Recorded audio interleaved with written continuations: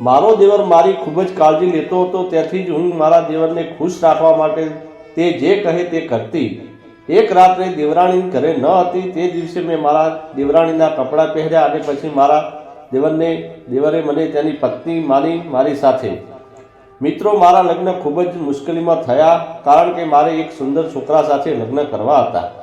હું પોતે પણ સુંદર હતી, પણ હું ખૂબ ગરીબ હતી. તેથી જ મારા માટે જે પણ સંબંધ આવતો તે છોકરો ગરીબ હતો અને કદરૂપો પણ. તેથી હું ઘણા વર્ષ સુધી લગ્ન કરવાની ના પાડતી રહી અને મારા વાળ પણ સફેદ થવા લાગ્યા. મારા પિતાનું મૃત્યુ પામ્યા હતા અને મારા લગ્નની રાહ જોતા જોતા મરી ગયા. માતાનું પણ અવસાન થયું હતું અને મારા ભાઈ અને ભાભીએ મને આ બાબતે ટોણા મારવાનું શરૂ કર્યું હતું. પણ હું મારી જીદ પર અડગ રહી છું.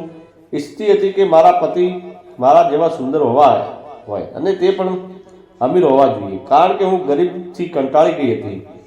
પરંતુ એક દિવસ મારી ઈચ્છા પૂરી થઈ ગઈ હતી અને મારા પરિવારના સભ્યોએ મને એક છોકરાનો ફોટો બતાવ્યો જે ખૂબ જ સુંદર હતો અને જે દિવસે તે મારો સંબંધ લઈને આવ્યા હતા તે જાણે ઘણો સામાન પણ લાવ્યા હતા. તેથી જ મને ખાતરી થઈ ગઈ કે આ છોકરો ઘણો ધનવાન છે.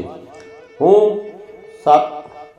સાતમા આસમાને હતી. હું આનંદથી છલકાઈ રહી હતી. મેં જે સપનું જોયું હતું તે પૂર્ણ થવા જઈ રહ્યું હતું. થોડા દિવસો પછી મારા લગ્ન થયા ત્યારે હું ખૂબ જ ખુશ હતી. પણ મારી બધી ખુશી લગ્નની પહેલી રાતે જ ઉડી ગઈ હતી, કારણ કે મારા પરિવારે મને મારા પતિની યુવાનીનો એક તસવીર બતાવી હતી, જેમાં તે ખૂબ જ સુંદર હતા, પણ હવે તે તેની ઉંમરે કારણે વૃદ્ધ દેખાતા હતા. મારી ભાભીએ મારી સાથે દગો કર્યો હતો, પણ હવે મારા લગ્ન થઈ ગયા હતા. તેથી જ મેં ધીરજ રાખી કે જો મારા પતિને છૂટાછેડા આપ્યા હોત તો મને છૂટાછેડાના પરિણામો સામનો કરવો પડ્યો હોત. હું કલંકિત થઈ ગઈ હોત અને કોઈને મારી સાથે લગ્ન કર્યા પણ ના હોત. આમ પણ મારા સાસરિયાના ઘરમાં સાસુ સસરા પણ નહોતા. મારા પતિ અને તેમનો એક નાનો ભાઈ હતો. મારું એક નાનું કુટુંબ હતું અને હું કંઈ રાજ કરવાની હતી. પણ એક દિવસ મારા દેવરે તેના ભાઈને કહ્યું કે હવે તે લગ્ન કરવા માંગે છે. આ સાંભળીને મેં હું ખુશ થઈ ગઈ કે હવે હું તેના માટે છોકરી જોવા જઈશ. પરંતુ તેણે અમારી સામે કહ્યું કે તેને છોકરી પસંદ કરી લીધી છે અને તે ત્યાં સંબંધ બંધાવવા માંગે છે. તેથી અમે તરત જ જઈને તેનો સંબંધ ફાઇનલ કર્યો અને મારા દેવરના પણ લગ્ન થઈ ગયા. દેવરની પત્ની આવતાની સાથે જ તેના રૂમમાં ગઈ, કારણ કે તે દિવસે તે ખૂબ જ થાકી ગઈ હતી. સાંજ પડી જ્યારે હું મારા રૂમમાંથી બહાર આવી ત્યારે મેં મારા દેવરના રૂમમાં જોયું કે આ સમયે તે લોકો શું કરી રહ્યા છે. મેં વિચાર્યું તેને પૂછી લઉં તે જમશે કે નહીં, પણ આ જોઈને મને નવાઈ લાગી કે મારી દેવરાણીએ તો મારા દેવરના કપડાં પહેર્યા હતા. આ જોઈને હું ધ્રુજી ગઈ, કારણ કે તે છોકરી મને શરૂઆતથી ખૂબ જ અલગ લાગી રહી હતી. જમવા જતી હતી, પરંતુ આ જોઈને હું ત્યાં જ અટકી ગઈ, કારણ કે હું સમજી શકતી ન હતી કે મારા દેવરની પત્ની આવું કેમ કરી રહી હતી. આ ક્ષણે મારી નજર મારા દેવર પર પડી, જેણે તેની પત્નીના કપડાં પહેર્યા હતા. હવે તેને શું થયું આ જોઈને હું વધુ ચોંકી ગઈ. બંને એકબીજા સાથે કંઈક બોલતા હતા, પણ તેઓ શું બોલી રહ્યા હતા તે હું સાંભળી શકતી ન હતી. પણ હું તેમને જોઈને રહી હતી અને પતિ પત્ની બંનેના રૂપ જોઈ કે હું આશ્ચર્યચકિત થઈ ગઈ હતી.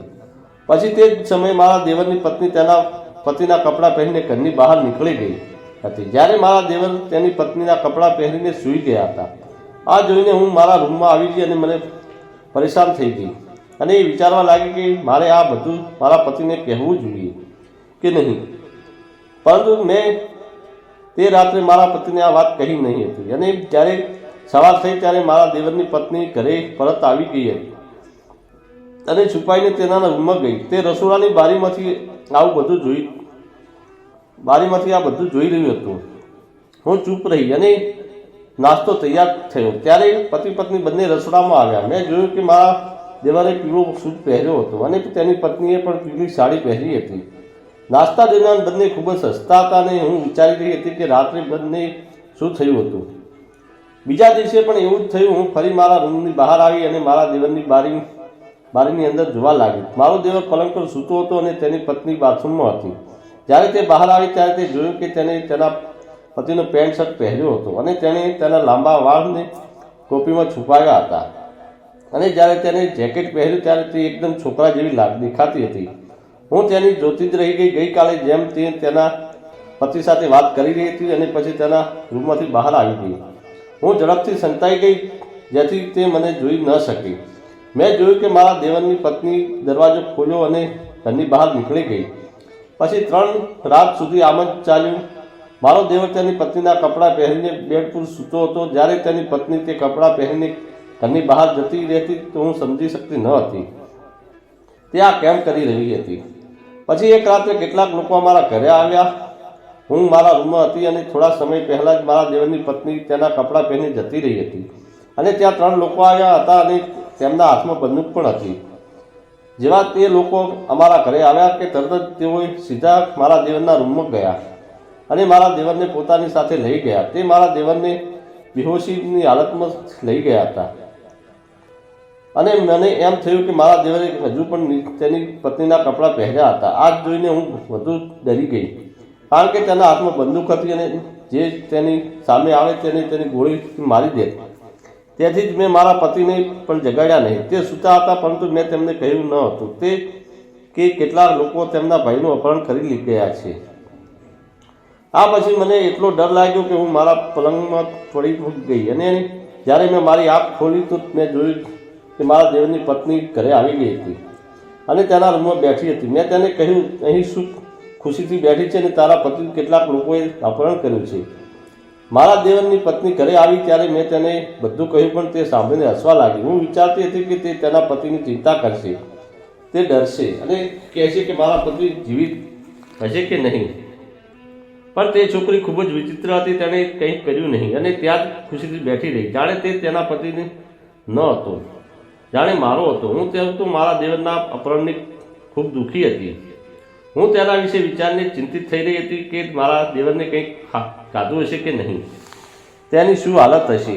તે ગયા પછી હું રડતી રહી કે તે લોકોએ મારા દેવરને મારી નાખ્યો હશે. તો હું આ વિચારની ધ્રુવતી હતી કારણ કે મને મારા દેવરની ઘણો પ્રેમ હતો.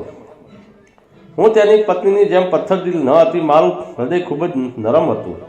એટલે હું જલ્દી મારા રૂમમાં ગઈ અને મારા પતિને આખી વાત કહી. આ સાંભળીને તે પણ પરેશાન થઈ ગયા કારણ કે તેમને એક ભાઈ હતો જે તેને ઘણો વહાલો હતો. મારા પતિ મને પૂછવા લાગ્યા કે એ લોકો કોણ હતા. આ સાંભળીને મેં તેમને કહ્યું કે મેં તે લોકોને જોયા નથી પણ હું એટલું જાણું છું કે તારા ભાઈની બહુ હોશિયારી છે. છોકરી અને તારા ભાઈના અપહરણમાં આ છોકરીનો હાથ છે. પહેલાં મેં મારા દેવરની પત્નીને અમારી વાતચીત સાંભળીને ન હોય તેની ખાતરી કરવા માટે અમે અહીં અને ત્યાં જોયું પરંતુ તે નજીક ન હતી. એટલા માટે મેં મારા પતિને કહ્યું અને તમારી ભાભીથી પહેલા દિવસથી જ શંકા છે. આ છોકરી તમારા ભાઈને મારી નાખવા માંગે છે. આ સાંભળીને મારા પતિ ગુસ્સે થઈ ગયા અને કહ્યું કે હું આ છોકરીને આ ઘરમાંથી કાઢી મૂકીશ. પણ મેં તેને ઠંડા કર્યા અને કહ્યું કે પહેલાં તમે તમારા ભાઈને ઘરે લઈ આવો. આ પછી તમારા ભાઈને કહો કે આ છોકરીને છૂટાછેડા આપી દે. આ સાંભળીને મારા પતિએ રાહત થઈ અને પછી તે ઘરથી બહાર ગયા અને મેં મારા દેવરની પત્ની સાથે વાત કરી ન હતી.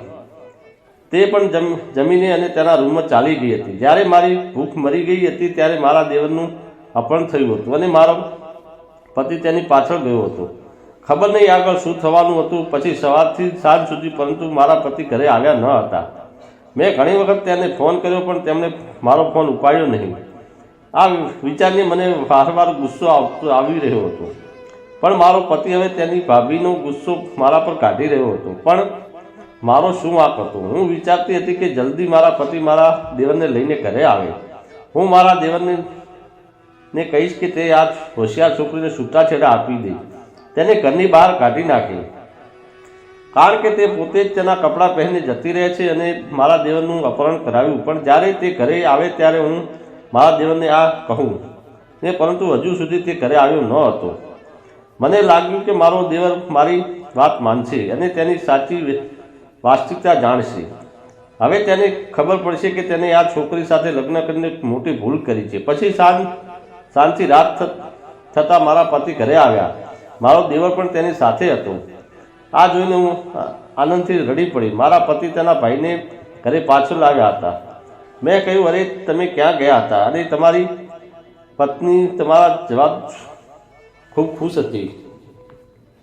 આ વાત મારા દેવરને તરત જ કહીને ત્યાંથી તેની પત્નીને તેની બીજું શું કહેશે નહીં.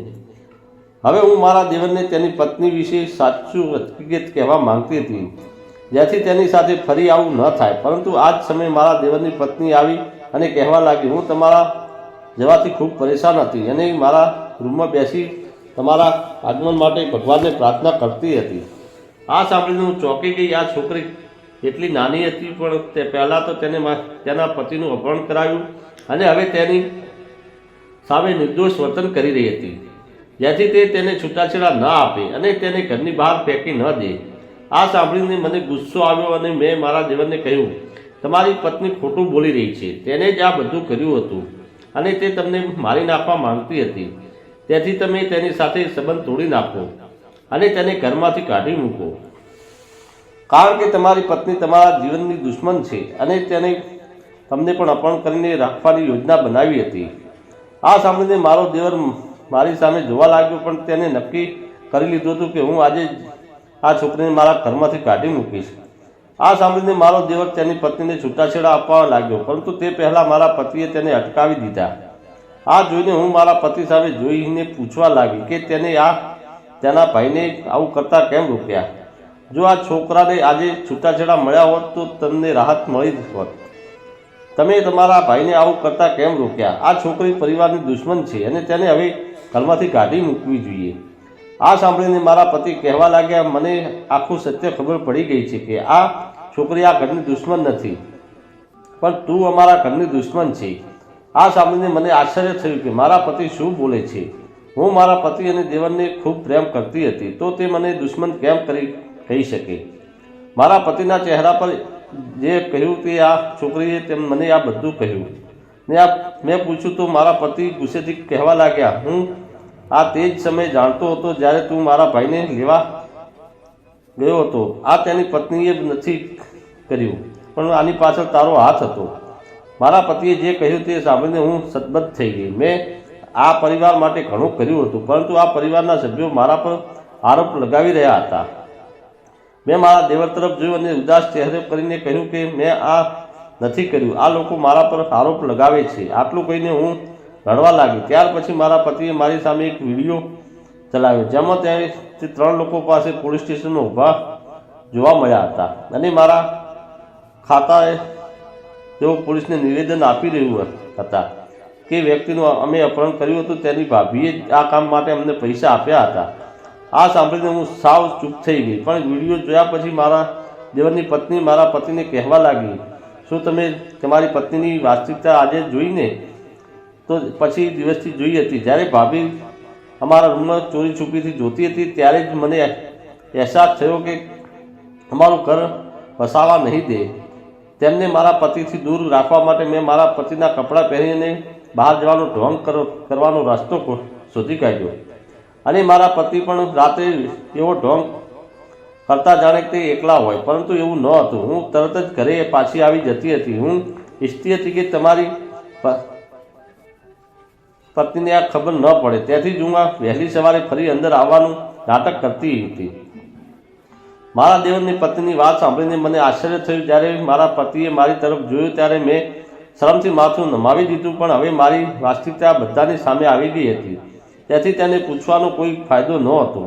ખરેખર મને મારા પતિ નહીં પણ દેવર પસંદ હતો. મને લાગ્યું કે મારા પતિ વૃદ્ધ છે તો તે થોડા વર્ષ પછી મરી જશે, તેથી જ હું મારા દેવર સાથે લગ્ન કરીશ, કારણ કે તે મારા જેવો સુંદર હતો. એટલા માટે હું ઈચ્છતી હતી કે તે લગ્ન ન કરે, પરંતુ તેણે આ સુંદર છોકરી સાથે લગ્ન કરી દીધા હતા અને હું તેની પત્નીને નફરત કરતી હતી.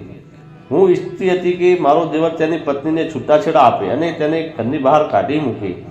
તેથી મેં તેનું અપહરણ કરાવવાનો પ્લાન બનાવ્યો, પણ મારી યોજના નિષ્ફળ ગઈ.